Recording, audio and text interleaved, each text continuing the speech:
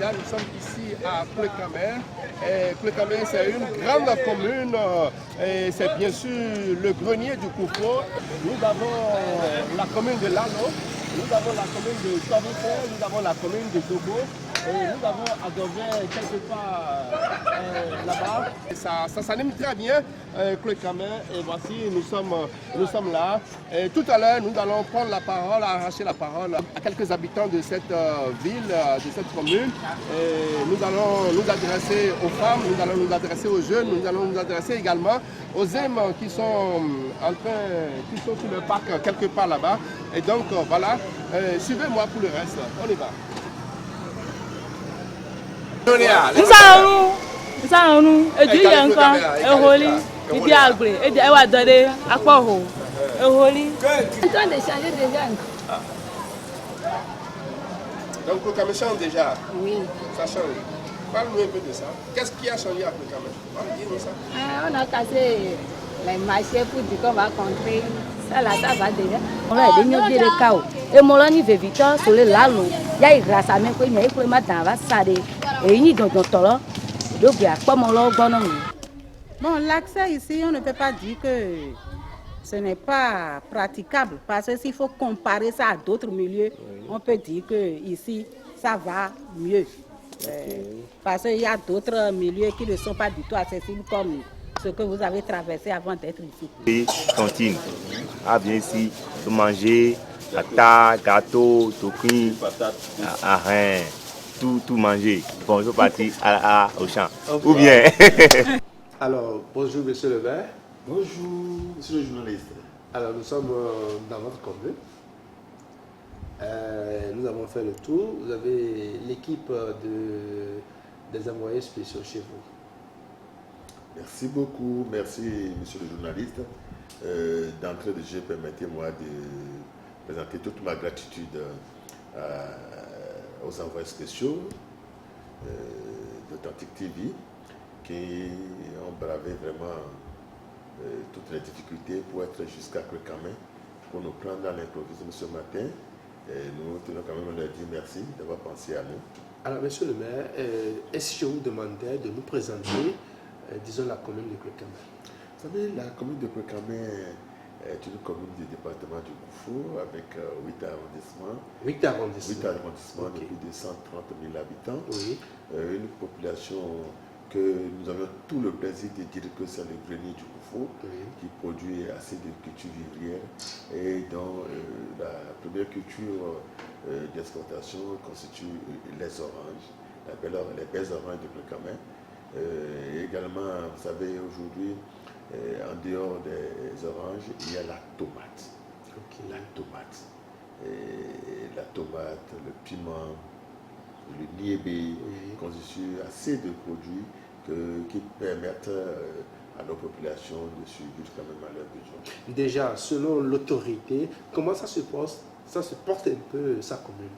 Oui, pour le moment, il faudrait vous dire qu'au niveau de la commune de Pleucamer, la gestion n'est pas mal. Nous nous efforçons tous les jours, surtout qu'il s'agit du développement à la base. Nous nous efforçons chaque jour en suivant nos planifications, en suivant nos plans d'action et nos plans d'investissement. Nous efforçons chaque jour de rendre un peu de satisfaction à nos populations. Alors, nous avons fait un peu le tour de ces populations-là. On a interviewé quelques femmes du marché. Comment est-ce que le panier de la ménagère se porte ici à Pleucamer?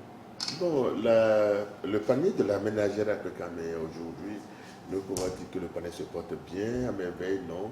Vous savez, la morosité économique sur le plan international ne peut pas épargner Pleucamer. Oui. De la même manière, la fermeture de certaines frontières font que certains produits qui avaient l'habitude de couler. En l'occurrence, avec le Nigeria. Le Nigeria, les oranges, la tomate, tout ça, là, qui avaient l'habitude de couler vers le Nigeria, n'ont plus trouvé droit de citer comme ça. Et c'est de rares véhicules qui viennent maintenant pour leur acheter les oranges. Et ça ne peut qu'augmenter un peu les peines des parents qui savaient que déjà avec ces oranges-là, ils pouvaient s'en sortir dès ce début d'année scolaire. C'est pourquoi il y a un peu de parents qui disent que... Est-ce qu'il y a des mesures d'accompagnement vis-à-vis de ces cultivateurs-là? Oui, vous savez, mesures d'accompagnement, oui, pour tout de suite, pas encore, parce que personne ne s'attendait à la fermeture des frontières.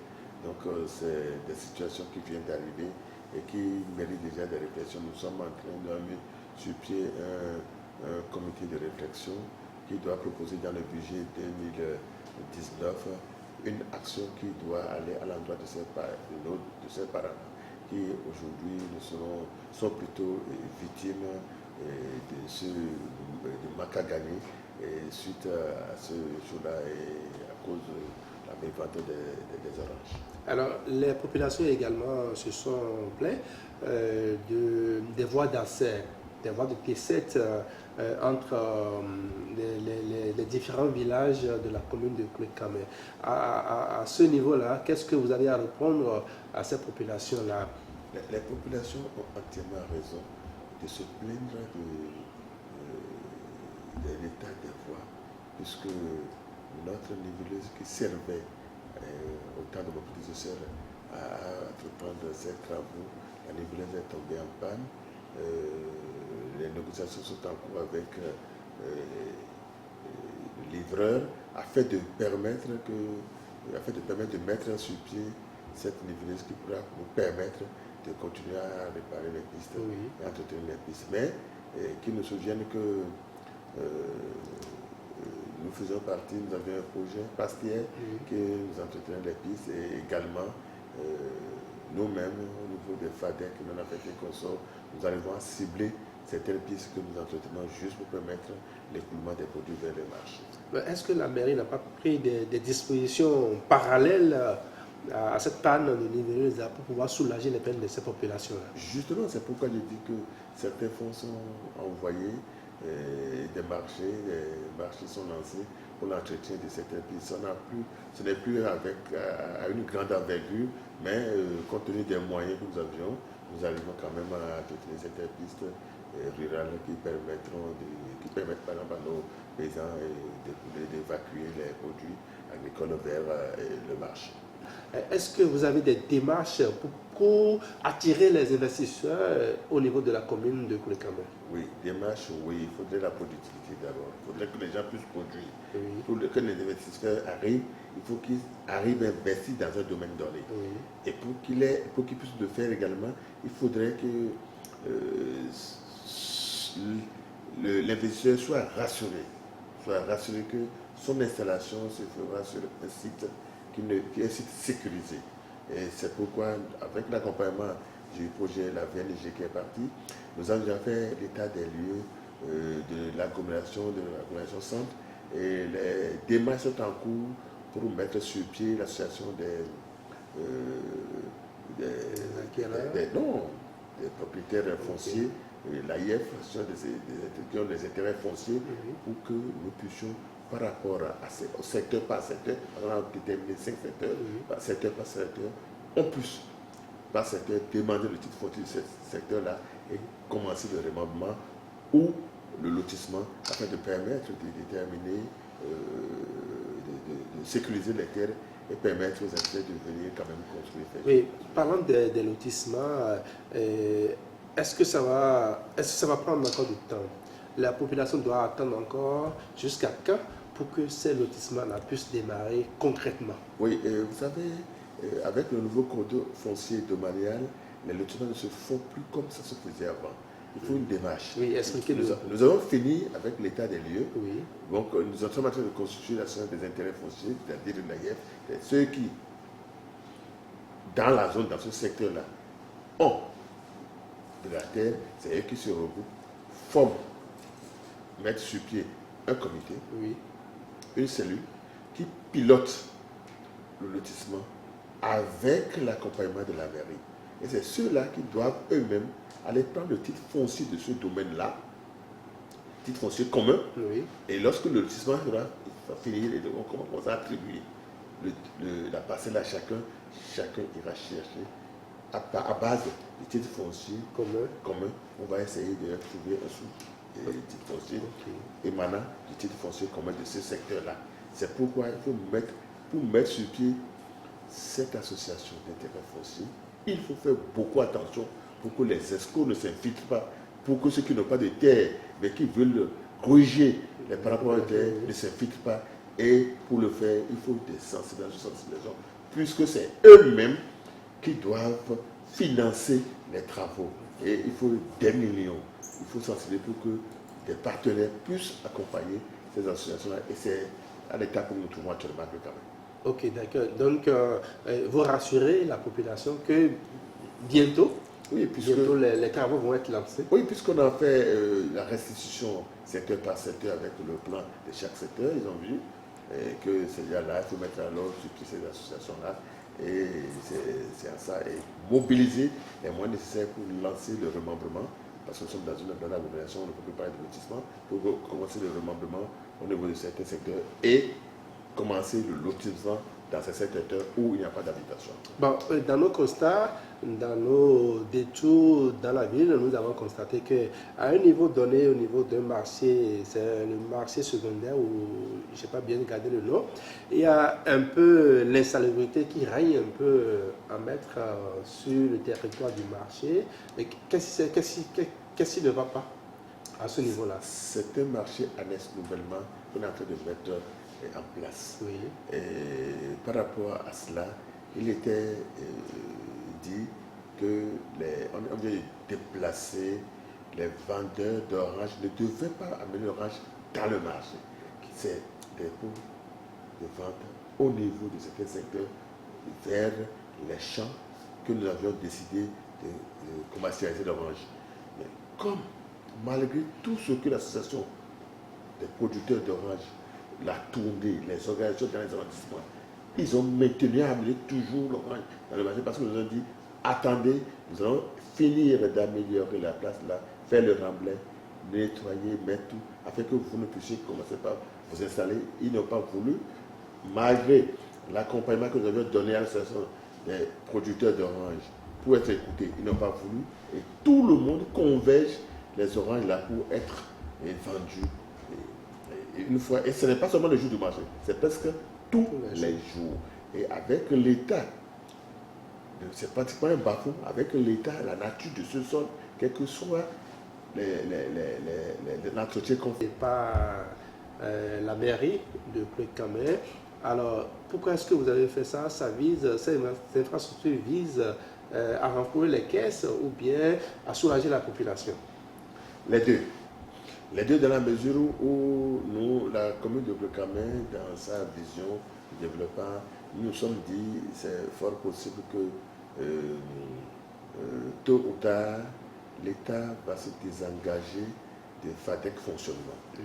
Il faudrait que ce soit les fonds mobilisés, les fonds propres mobilisés par la commune, ces fonds-là qui serviront au fonctionnement. Okay. Alors il faudrait trouver une source de financement par rapport à ces fonds, une source où on peut puiser ces fonds-là. Ils ont dit qu'il vaut mieux investir dans des infrastructures qui pourront ramener chaque mois de l'argent pour renflouer les caisses de la commune pour avoir le fonctionnement. Un. De deux, permettre à nos parents qui viennent dans le marché de vivre dans certaines conditions. Parce que il ne faudrait pas qu'ils aillent, c'est seulement ailleurs, dans les autres marchés, qui verront des infrastructures dignes de nous. Il faudrait commencer par ramener dans leur tête que chez soi, on peut construire chez soi comme Paris, on peut construire chez soi comme Cotonou, on peut construire chez soi comme New York. Donc ça veut dire que tout ce que nous avons vu là, ces infrastructures ont été réalisées sur fond de la mairie? Non. Les 102 boutiques réalisées en R+1 des deux côtés sont réalisées par FADEC, qui ont affecté. Que nous, on a orienté dans la construction de ces infrastructures-là qui pourront permettre de rendre le marché un peu. Vous avez vu devant ces boutiques-là, est-ce qu'il y a encore de saleté? Donc quand on ira dans le nouveau marché annexe 2 pour commencer à faire les investissements, c'est comme ça que l'insalubrité va commencer par déguerpir un peu les lieux. Donc c'est vous dire que c'est nous-mêmes qui avons choisi l'option de construire ces infrastructures qui pourront d'abord desservir nos parents, les mettre, leur trouver des conditions faciles pour se mettre à l'épouvante et également permettre à la commune de renflouer ses caisses pour son fonctionnement. Alors, ils ont souhaité également qu'il y ait plus de voies pavées dans la ville de Clé-Camé. Où en êtes-vous par rapport à ces projets de pavage de la ville? Oui, c'est le moment de remercier particulièrement le gouvernement qui a sélectionné Clé-Camé dans les villages, certaines villages et qui avait mis à la disposition de Clé-Camé certains fonds. Oui. Alors, nous avions dans notre projet pensé qu'en dehors des routes nationales, des routes communales et les voies au niveau de la ville, il faudrait penser à un pavage. Et un DAO fin prêt déjà est lancé, il faut seulement le contrat à envoyer à la tutelle où nous avons prévu au moins 100 mètres de pavage quelque part et avec l'assainissement de cette voie-là d'abord parce que l'eau de ruissellement est en train de détruire certaines voies quand même. Et nous allons penser à salir cette voie-là d'abord, faire une partie du pavé et l'année prochaine, nous allons augmenter pour compléter le pavage de ces voies-là. Donc c'est pas à pas que nous pourrons avancer. Je crois qu'on n'a pas la chance, comme beaucoup de villes, d'être retenus dans les villes commises à l'asphaltage. Mais je sais, ça viendra, et avec l'effort des uns des autres, ça viendra. C'est pourquoi, ici, même le peu qu'on a envoyé quand même pour l'assainissement, je profite pour saluer le livre de cas de vie et le gouvernement du président Patrice Talon qui ont pensé à quand même dans ce sens. Mais qu'en est-il de l'entretien déjà des voies qui ont été déjà réalisées, ces pistes-là, qu'en est-il de leur entretien? Est-ce qu'il y a une structure, une régie qui s'occupe de ça ou bien c'est la commune elle-même qui s'occupe de tout ça là? Voilà. Par rapport à l'entretien des voies, c'est une très belle question. Dans le cadre de cet assainissement toujours, le gouvernement du président Patrice Talon a doté quand même d'un moyen pour d'un fonds d'investissement dans le cadre de l'assainissement. Alors au vu de cela, le CAMES est doté de 8 tricycles. Et le CAMES a signé un contrat avec les ONG qui avaient l'habitude de nettoyer les voies, les carnivaux, de curer les carnivaux, le balayage des voies, le ramassage, le désemplaçage de certaines voies, désensabler les voies. Et actuellement, ces ONG, appuyées par elles sont en train de faire le travail. Il y a le curage qui se fait régulièrement, le balayage, le ramassage des sables au niveau des voies. Ça continue actuellement pour le moment avec l'accompagnement de toutes les ONG. Elles sont totalement 5. Okay. Vous êtes dans une commune qu'on appelle souvent le grenier du Koufo. Comment est-ce que la mairie s'organise? Comment est-ce que vous vous organisez et puis par rapport à l'agriculture ici? Vous savez, dans le Koufo, plus précisément à Clé-Camé, la commune n'a pas une ferme à elle-même.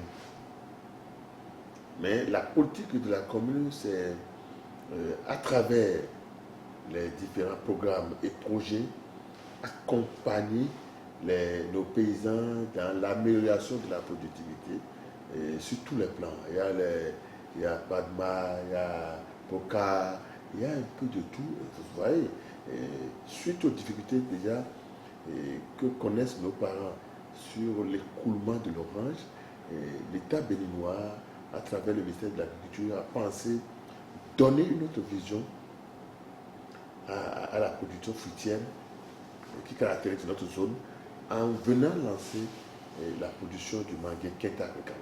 Alors, c'est des activités pour dire la diversité de production devant permettre à nos parents de subvenir à leurs besoins demain, surtout que l'orange commence à chuter. Il faut trouver une autre chose pour faire avancer les parents. Et voilà pourquoi, par exemple, moi j'applaudis l'arrivée, le lancement de la production de mangue Kenta. Et voilà pourquoi également nous devons dire que nos paysans ont compris très tôt. Il y a des moments ou des périodes maintenant où vous allez, nos parents vont commencer par détruire les orangers et préparer le sol pour le mangue Kenta. Parce qu'ils savent qu'ils trouvent déjà de vendre. Il n'est pas rare de voir parfois la bâchée chargée d'oranges où on vous dit la bâchée Et on a vendu à 25 000 francs. Une bâchée d'orange, 40 000 francs une bâchée d'orange. Alors qu'il y a des saisons où cette même bâchée d'orange se vendait à 600 000 francs CFA. 600 000 francs, 400 000 francs, 600 000 francs, on vient la vendre à 40 000 francs. Et des 40 000 francs, ceux qui ont cueilli, ceux qui ont ramassé vos plants, pratiquement le producteur se retrouve à 20 000 francs. Donc, c'est une perte énorme. C'est une perte énorme.